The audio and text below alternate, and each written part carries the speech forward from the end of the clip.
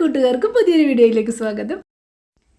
ഇന്നത്തെ വീഡിയോ എന്ന് പറയുന്നത് ഇന്ത്യൻ കോഫിയോസ് മസാല ഫില്ലിംഗ് വെച്ചിട്ടുള്ള അടിപൊളി മസാല ദോശയുടെ പ്രിപ്പറേഷനാണ്.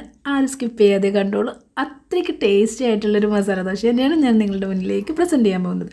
അതായത് ഇതിൻ്റെ ഏറ്റവും വേണ്ടപ്പെട്ട കാര്യങ്ങൾ ഇതൊക്കെയാണ്. 1/2 കിലോ അളവിൽ ഞാൻ ഉരുളൻകിഴങ്ങ് എടുത്തിട്ടുണ്ട്. പിന്നെ ഇതുപോലൊരു ബീട്രൂട്ടും അതുപോലെ ഒരു ക്യാരറ്റും. ഇത് മുറിക്കുന്നതിന് വളരെ വ്യത്യസ്തമായ രീതിയിൽ മുറിക്കുക കേട്ടോ. അതാണെന്ന് വെച്ചാൽ ബീട്രൂട്ട് ഏറ്റവും നൈസായിട്ട് മുറിച്ചെടുക്കുക. ക്യാരറ്റ് എടുക്കുമ്പോൾ അതിനേക്കാൾ ഒരല്പം കൂടി കട്ടി കൂട്ടിയിട്ട് മുറിച്ചെടുക്കുക. എന്തെന്നാൽ ഇതെല്ലാം കൂടി ഒരുമിച്ചാണ് നമ്മൾ കുക്ക് ചെയ്യാൻ പോകുന്നത്. അതുപോലെ തന്നെ ഉരുളൻകിഴങ്ങ് എടുക്കുമ്പോഴേക്കും അതിനേക്കാൾ അല്പം കൂടി വലുപ്പത്തിൽ മുറിച്ചെടുക്കാം. അപ്പോൾ എല്ലാത്തിനും ഒരേ വേവ് കിട്ടും ഒരേ സമയത്ത്. അപ്പം ഞാനിതെല്ലാം കൂടി കുക്കറിലേക്ക് ഒരുമിച്ചിട്ട് കൊടുക്കാൻ പോവുകയാണ്. പലതും പല വേവാണല്ലോ, അപ്പം നമ്മൾ അളവിൽ മാത്രം മാറ്റം വരുത്തിയാൽ മതി. എന്നിട്ടിത് വേവാനുള്ള കുറച്ച് വെള്ളം കൂടി ഒഴിച്ച് കൊടുത്തിട്ട് കുക്കറടച്ച് 2 വിസിൽ അടുപ്പിക്കുക കേട്ടോ. അപ്പം നന്നായിട്ട് വെന്ത് കിട്ടും, കറക്റ്റായിരിക്കും. ഇനി ഒരു പാൻ അടുപ്പത്ത് വെച്ച് ചൂടായ ശേഷം അതിലേക്ക് 1 ടേബിൾ സ്പൂൺ അളവിൽ കുക്കിംഗ് ഓയിൽ ഒഴിച്ച് കൊടുക്കാം. അതിലേക്ക് ഉഴുന്നും കടുകും കൂടി ചെറുതായിട്ടൊന്ന് ചേർത്ത് കൊടുക്കുക. അതൊന്ന് പൊട്ടി വരുമ്പോഴേക്കും അതിലേക്ക് 2-3 ഉണക്കമുളക് ചെറുതായിട്ട് മുറിച്ചിട്ട് ഇതുപോലെ ഇട്ട് കൊടുക്കുക. അതൊന്ന് ജസ്റ്റ് ഒന്ന് ചൂടായി വരുമ്പോഴേക്കും നമ്മളുടെ ഒരു കഷ്ണം ഇഞ്ചി, ഒരു മീഡിയം സൈസ്, അത് ചെറുതായിട്ട് ഇങ്ങനെ നൈസായിട്ട് അരിഞ്ഞിട്ട് നീളത്തിലരിഞ്ഞിട്ട് ഇട്ട് കൊടുക്കുക. അത് അത്രയ്ക്ക് തന്നെ, അല്ലെങ്കിൽ അതിനേക്കാൾ കുറച്ച് മതി. 1-2 വെളുത്തുള്ളി നൈസായിട്ട് അരിഞ്ഞിട്ട് ചേർത്ത് കൊടുക്കുക. പച്ചമുളക് 2 ഇതുപോലെ സ്പ്ലിറ്റ് ചെയ്തിട്ട് അതുകൂടി ഇട്ടിട്ട് ഒന്ന് വഴറ്റിയെടുക്കുക കേട്ടോ. ഇതെല്ലാം ഒന്നിങ്ങനെ വഴറ്റിയെടുക്കുക. അപ്പോഴേക്കും ആ ചുവന്ന മുളകൊന്നും നന്നായിട്ട് മൂത്ത് കിട്ടിയിട്ടുണ്ടാവും. ഒരല്പം കറിവേപ്പില കൂടി ചേർത്ത് കൊടുക്കുക കേട്ടോ. നല്ലൊരു വലിപ്പമുള്ള സവാളയാണെങ്കിൽ 1 എണ്ണവും, ചെറുതാണെങ്കിൽ 2 എണ്ണവും ഇതുപോലെ കട്ട് ചെയ്തിട്ട് ഇട്ട് കൊടുക്കുക. ഇനി ഒരു നുള്ള് ഉപ്പ് കൂടി ഇതിനകത്തേക്ക് ഞാൻ ചേർത്ത് കൊടുക്കുന്നുണ്ട്, സവാള ഒന്ന് സോട്ടായി കിട്ടാൻ വേണ്ടിയിട്ട്. ഈ ഒരു അളവിലേക്കൊക്കെ ആയി കിട്ടുമ്പോഴേക്കും തീ ഓഫ് ചെയ്ത് വയ്ക്കുക. എന്നിട്ട് പൊടികൾ ഇട്ട് കൊടുക്കുക. 1/4 ടീസ്പൂൺ മഞ്ഞൾപ്പൊടി ഇട്ട് കൊടുത്തു. അതിനുശേഷം 1/2 ടീസ്പൂൺ മുളക് പൊടി, ചുവന്ന മുളക് പൊടിയും 1/2 ടീസ്പൂൺ മല്ലിപ്പൊടിയും 1/2 teaspoon chicken masala powder, meat masala പൗഡറൊക്കെ ഇല്ലേ പാക്കറ്റിൽ കിട്ടുന്ന അതുകൂടി ഞാൻ ചേർത്ത് കൊടുക്കുന്നുണ്ട്. എന്നിട്ട് തീ ഓൺ ചെയ്തിട്ട് ഏറ്റവും ലോ ഫ്ലെയിമിൽ വെച്ചിട്ട് ഒന്ന് വഴറ്റിയെടുക്കുക. ഇതുപോലെ നന്നായിട്ടൊന്ന് ബ്ലെൻഡാക്കി എടുക്കുക. നല്ല ചുവന്ന ഗ്രേവി ആയിട്ട് ഇപ്പോൾ തന്നെ വന്നിട്ടുണ്ട്. ഇപ്പം നമ്മളുടെ കുക്കറിൽ എല്ലാം വെന്ത് പാകമായിട്ടുണ്ടാവും. അപ്പോൾ അത് തുറന്ന് നോക്കാം. 2 വിസിൽ അടിച്ചായിരുന്നു.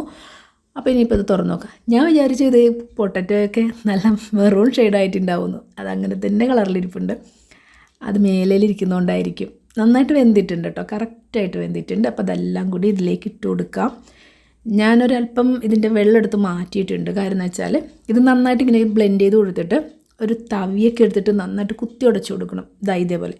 അപ്പോൾ അന്നേരം നമ്മുടെ ആ വെള്ളത്തിൻ്റെ ടെക്സ്ചർ കുറച്ച് അധികം കൂടിപ്പോയിട്ടുണ്ടെങ്കിൽ നമുക്ക് കുത്തി ഉടയ്ക്കുമ്പോൾ ഭയങ്കര ബുദ്ധിമുട്ടാണ്. അപ്പോൾ അല്പം വെള്ളം ഞാൻ മാറ്റി വെച്ചിട്ടുണ്ട്. അത് രണ്ടാമത് ഒഴിച്ച് കൊടുക്കും കേട്ടോ. ഇപ്പോൾ ഈ സമയത്ത് നമുക്ക് ആവശ്യത്തിനുള്ള ഉപ്പൊക്കെ ചേർത്ത് കൊടുക്കുക. ഇതാണ് ഞാൻ മാറ്റി വെച്ച വെള്ളം, ബീട്രൂട്ട് ജ്യൂസ്.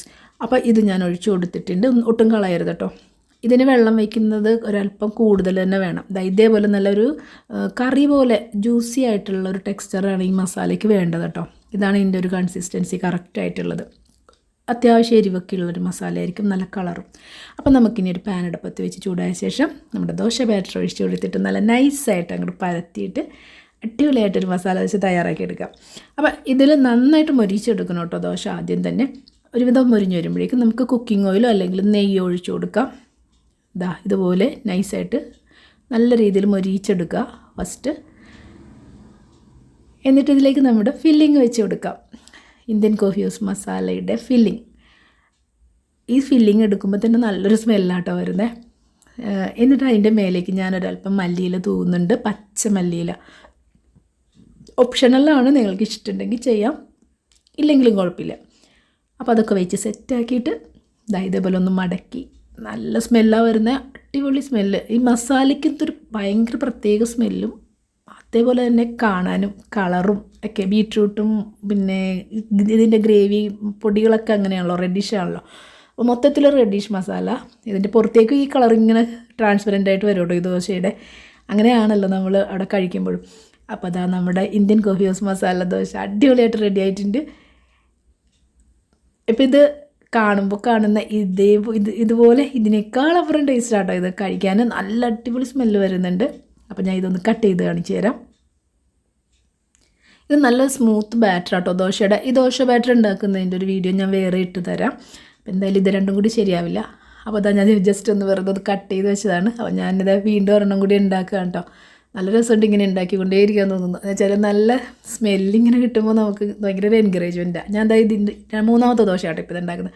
ഇതിനകത്ത് ഇങ്ങനെ മല്ലിയിലേക്ക് ഇങ്ങനെ വിതറി അവിടെ ഇവിടെയൊക്കെ ഇട്ടിട്ട് എങ്ങനെ വേണമെങ്കിലും ചെയ്യാം, അതൊക്കെ നമ്മളുടെ ഇഷ്ടം.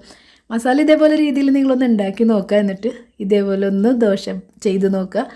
Indian coffee house masala dosa കഴിച്ചിട്ടുള്ളവർക്ക് അറിയാം അതിൻ്റെ സ്വാദ്, നല്ല സ്വാദുള്ള മസാല ദോശയാണ്. അപ്പോൾ അതിനേക്കാളൊരല്പം ഒരു പടി മേലെ ടേസ്റ്റ് ഇതിനുണ്ട്. അപ്പോൾ അതറിയണമെങ്കിൽ നിങ്ങൾ തീർച്ചയായിട്ടും ഒന്ന് ട്രൈ ചെയ്ത് നോക്കണം. എന്നിട്ട് എനിക്ക് കമൻറ്റ് ചെയ്യുക. ചെയ്തിട്ടുള്ളവരൊന്ന് പിക്കും കൂടി ഇട്ട് കാണിച്ചു തരും. അപ്പം എന്തായാലും നിങ്ങൾക്ക് എല്ലാവർക്കും ഇഷ്ടമാവും. അപ്പം നമുക്കിനി അടുത്ത വീഡിയോയിൽ കാണുന്നത് വരെ ടാറ്റാ ബൈ ബൈ.